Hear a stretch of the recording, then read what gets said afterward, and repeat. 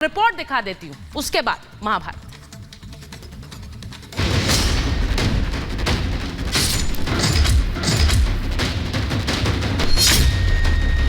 Election के समय हिंदू मुस्लिम issues इतने क्यों आ रहे हैं? आप जहां जा रहे हैं आप कह रहे हैं देश शरिया से चलेगा क्या? ये सवाल क्यों उठा रहे हैं? देश की सबसे पुरानी पार्टी एक धर्म के आधार पर कानून लाने की बात करते हैं। क्या अर्णव जी, ये मुद्दा आपको नहीं लगता कि देश की जनता को बताना चाहिए? क्या इस चुनाव में अभी और भी हिंदू मुसलमान होना बाकी है?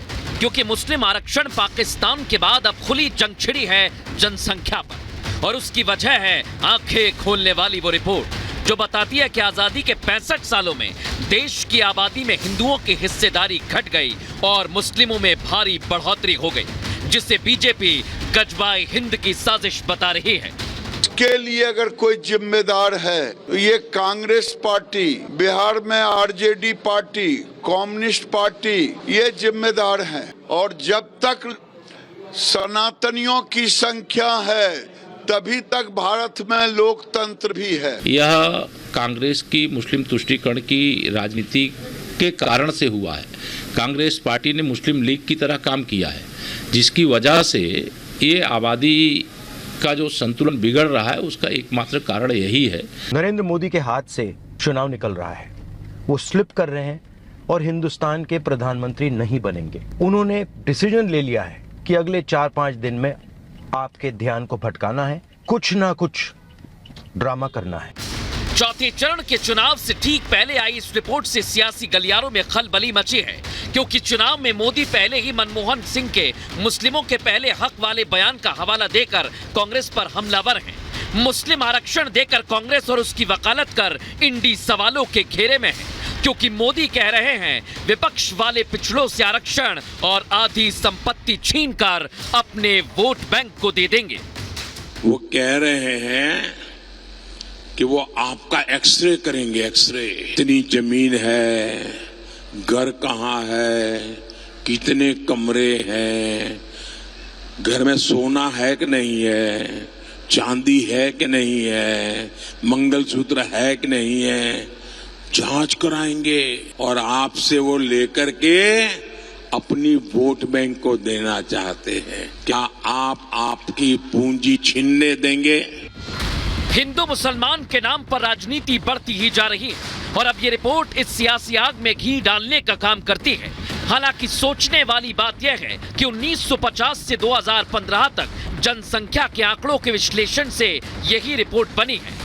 जिस आर्थिक सलाहकार समिति ने रिपोर्ट बनाई है वो पीएम की एडवाइजरी कमेटी है। ऐसे में हाई प्रोफाइल रिपोर्ट ने चुनाव का रुख मोड़ दिया है। जब तक देश के राजनीतिक दल अपने क्षुद्र राजनीतिक स्वार्थ में जनसंख्या के विस्फोट में अपनी भविष्य की राजनीति देखते रहेंगे, भले ही दीर्घकालिक भविष्य देश का नष्ट हो जाए, तब तक ये चुनौती रहेगी और इस पे सभी दलों को दलगत भावना से ऊपर उठकर बात करना।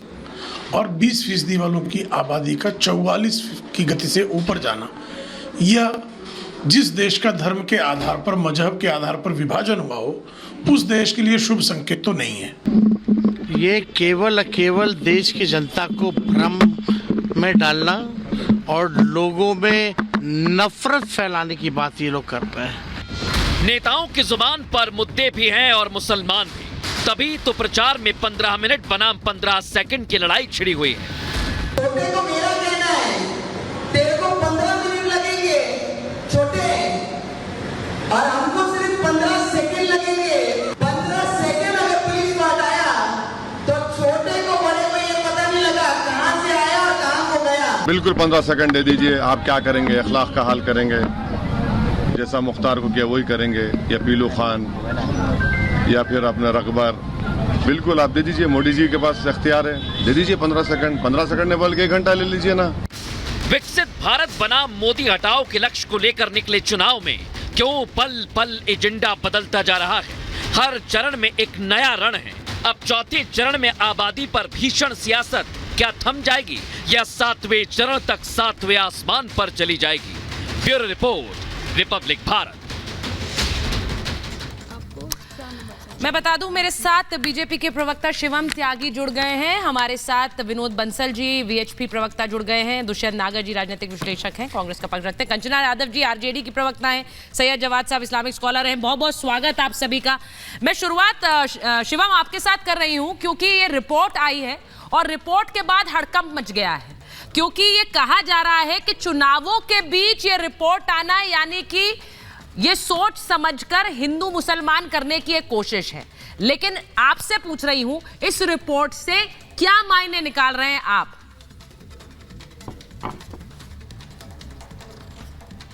सुचारिता जी, सबसे पहले मैं एक चीज कहना चाहता हूं कि चुनाव है या नहीं है या कल होगा, उसका इस रिपोर्ट से कोई लेना देना नहीं है। इस देश की सच्चाई को ना आप बदल सकते ना मैं।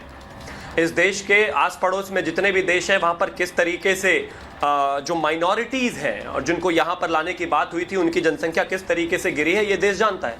लेकिन कंपैरेटिवली इस देश में जिस माइनॉरिटीज की हम बात करते हैं, खासतौर पर मुस्लिम माइनॉरिटीज, अगर उनकी आबादी में 43.15% की बढ़ोतरी हुई है और जो हिंदू आबादी है उसकी 7.82% जो प्रतिशत है वो कम हो गई है, तो ये अपने आप में सोचने का एक विषय है किस तरीके से इस देश में तुष्टीकरण अपीजमेंट के नाम पर चीजों को आगे बढ़ाया जाता है। और कमाल बात है कि रिपोर्ट आने के बाद आज भी तेजस्वी यादव का बयान में आप ही के चैनल पर अभी बाइट सुन रहा था, वो कहते नहीं नहीं ये तो आग भड़काने वाली बात है, हिंदू मुस्लिम करने वाली बात है। कौन हिंदू मुस्लिम कर रहा है भाई? इस देश में डेमोग्राफिकली चीजें कितनी तेजी के साथ बदली है इस देश को पता है। इस देश ने किस तरीके से जम्मू कश्मीर में डेमोग्राफी के हिसाब से जो चीजें बदली और उसके बाद जो एक्सोडस देखा वो इस देश ने देखा है।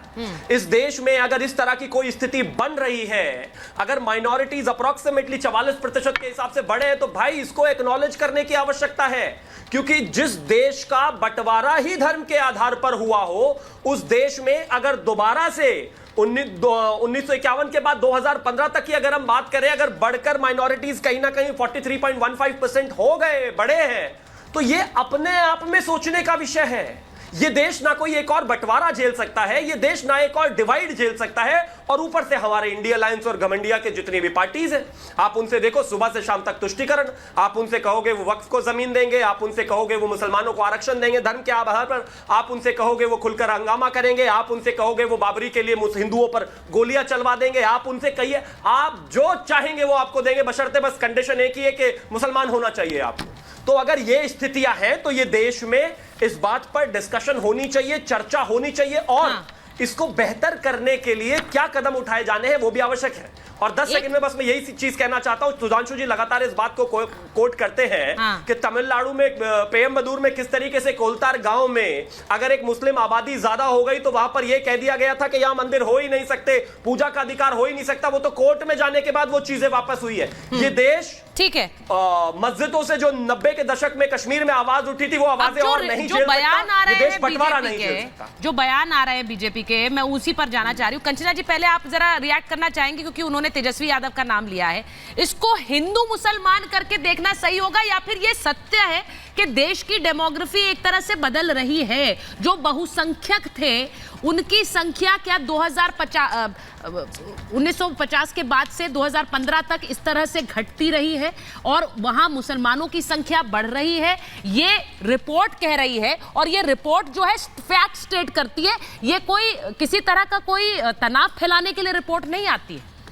देखिए, मैं आपको 2 आंकड़े बताना चाहूंगी। चुनाव शुरू होने के पहले एक आंकड़ा आया था कि 25 करोड़ लोग गरीबी रेखा से बाहर निकल गए। हमेशा जब कोई गरीबी रेखा से बाहर निकलता है तो कोई थर्ड एजेंसी, चाहे वर्ल्ड बैंक हो, IMF हो, उसको कोट करती है, तथ्य बताती है कि हाँ ये सच है। लेकिन ये ऐसा आंकड़ा आया जिसपे किसी थर्ड पार्टी ने नहीं कहा कि ये सच है। मतलब ये चुनाव शुरू होने के पहले भाई बीच चुनाव में एक ऐसा फिर से आंकड़ा आता है जिसमें कहा जाता है कि मुसलमानों की पॉपुलेशन 40% से ज्यादा बढ़ गई है।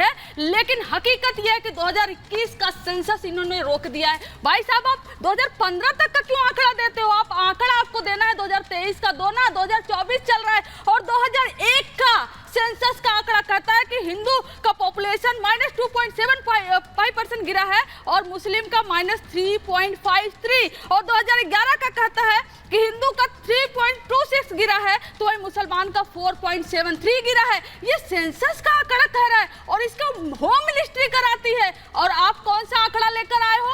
अरे बीच चुनाव में मान लो हार कि आपके पास कोई मुद्दा नहीं है, आपने घुसपैठिया बोल दिया पहले ही फेज के बाद, आपने बोल दिया वो लोग जो ज्यादा बच्चे पैदा करते हैं, और कल आपने अंबानी और अडानी पर भी बोल दिया। तो रातों रात एक आंकड़ा आ गया उसको छुपाने के लिए, अडानी और अंबानी को बचाने के लिए, ताकि उन पर डिबेट ना हो। एक ऐसा फर्जी आंकड़ा, अगर हिम्मत है तो सेंसस करवा देते, वो आंकड़ा निकलवा देते।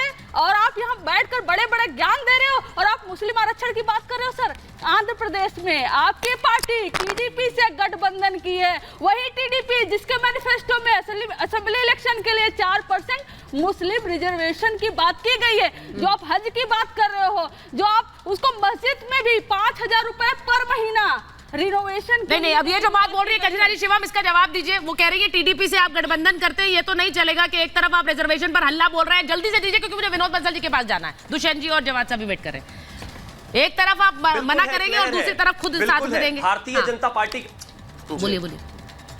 भारतीय जनता पार्टी का जो भी अलाय है, अगर उसकी 100% भारतीय जनता पार्टी की तरह विचारधारा होती तो वो अलाय नहीं होता, वो पार्टी होता। हमारा स्टैंड क्लियर है भाई। जहां पर आप लोगों ने दे दिया उस पर बात कर लीजिए। कर्नाटका में दे दिया, तेलंगाना में दे दिया, आंध्रा में देने की कोशिश की, देश में देने की कोशिश की, जहां दे दिया उस पर कोई सवाल जवाब नहीं है। और एक और चीज मैं कहना चाहता हूं, वर्ल्ड हंगर इंडेक्स की बात करें, ग्लोबल हंगर इंडेक्स की बात करें, हिंदुस्तान उसमें बांग्लादेश और श्रीलंका से भी पीछे आ जाए, जहां पर 400 रुपए किलो आटा मिल रहा है, उस रिपोर्ट पर इनको विश्वास होता है। लेकिन अगर यहां पर प्रधानमंत्री आर्थिक सलाहकार परिषद से कोई रिपोर्ट आती, कहते नहीं ये तो फर्जी है जी, इसमें मुसलमान कैसे आप ज्यादा हो सकते हैं। ये देश सामने देख रहा है, अपने पड़ोस में देखिए, आसपास देखिए। राजनीति करने के लिए कंचना जी को यहां तक आने की आवश्यकता नहीं है। अल्टीमेटली अगर दूसरी तरफ के लोगों को देखो तो वो जाति में नहीं बढ़ते हैं भाई।